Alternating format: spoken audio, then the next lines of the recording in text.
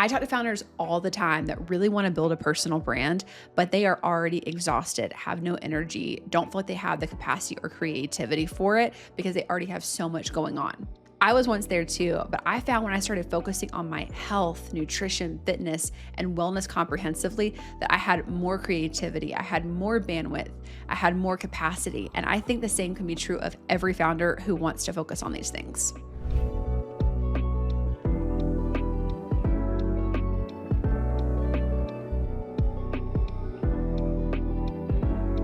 These aren't just entrepreneur health tips or habits that you should be doing for the sake of it. These are actually science-backed ways to be able to grow capacity, creativity, and efficiency so you can build an amazing personal brand that helps grow your company. We're going to talk about 5 of them today, and I actually implement every single one of these into my daily routine. And I'm going to talk about the ways that I've actually seen them benefit me, grow my capacity, my efficiency, and my productivity, as well as some really simple tips on how you can get started with them.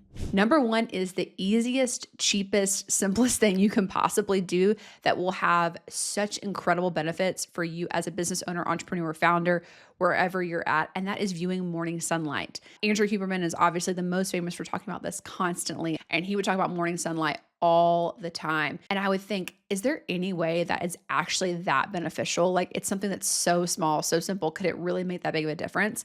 And I started doing it and I found out that yes, in fact, it makes a massive difference. I noticed greater clarity in my thought processes. I noticed a mood boost in the morning. I absolutely think that I am more productive in the morning when I do this. And it's such a nice moment, honestly, to just go outside.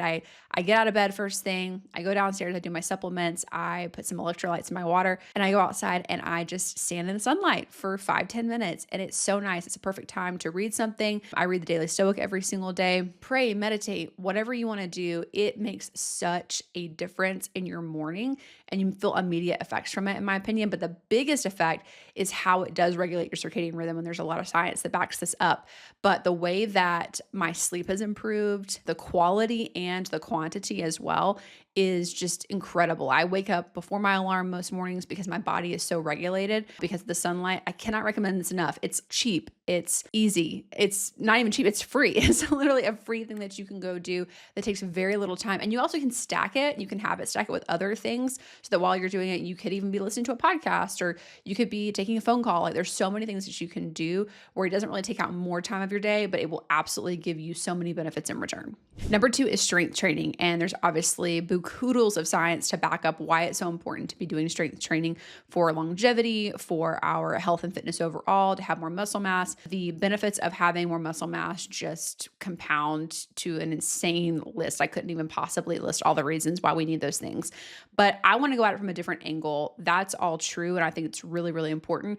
But strength training has done more for my mind and my confidence than even for my body. I don't think that most business owners fully understand. It's kind of an intangible, but when you have to go like suffer for a little bit every day and you have to go make yourself do something very physically hard, it is this like waterfall effect into other areas of your life. It will help you build more resiliency. You will be grittier. You will be able to handle, adversity better when you have to go make yourself do difficult things. So it could be, I think strength training is really important, but whether it's doing sprints, whether it's doing cardio, weightlifting, whatever it is, making yourself go and do something very difficult, even for a short period of time every single day, it does something to your confidence and to your brain. I actually feel like I am just more resilient as a business owner and can handle difficulty, and I can handle when things don't go my way, whether it's an investment in my personal brand that doesn't go how I quite want it to. These things make such a massive difference and really build capacity for you. Number 3 is daily movement. We have a very sedentary culture in general, especially office work, even work from home culture, very, very sedentary. And I think founders can find themselves in this position maybe more than anybody else. You feel you need to sit and work for 8-10 hours a day to get the things done. But what I found is when I started investing in just greater total energy expenditure and more daily movement, I actually feel like my focus and productivity is so much better. I invested in a walking pad over 3 years ago, and I've used it almost every single day since. And it's the best investment I've ever made for my work from home setup. It's completely changed my work days. People, I think, kind of think it's funny when I'm like walking during meetings and calls sometimes, but it helps me have better ideas, more creativity. I feel like I don't get those crashes in the afternoon like I would before. I don't get that like afternoon fog. I feel like I can power through that so much easier just because I'm staying in motion. And I think for founders who want to get more capacity, sometimes you think if you're tired that you should rest, and sometimes that's true. But a lot of times we're so tired because we are not active enough. Our bodies need to be in motion. They were made to be in motion. And so I think if you're struggling to feel like from a capacity standpoint, like how you can show up and do even more and even do some of these things that are so important, when you actually invest in making your body have to move more, I think all those things kind of become a byproduct of it. The concept that you can sleep when you're dead has definitely been pushed by a lot of entrepreneurs and founders, but it could not be further from the truth. Number 4 is to invest in your sleep quality. I'm reading the book Why We Sleep by Matt Walker, and it is a very, very dense book. But the one takeaway I will give you very simply is if you want to live longer, you need to sleep more. If you think that I'll sleep when I'm dead, that will take you to an early grave. There's no doubt about it.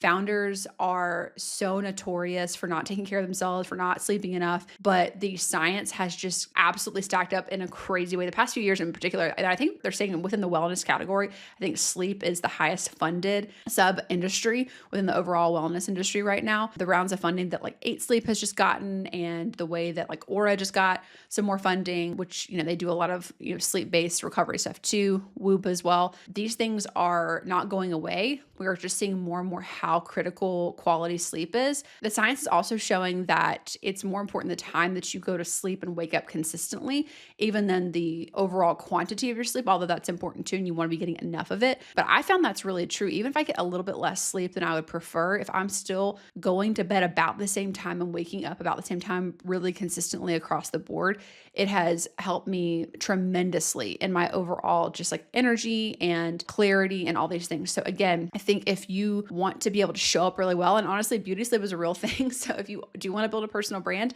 and you want to focus on that in this year, you have to be on camera. You have to do a lot of video content like I'm doing right now.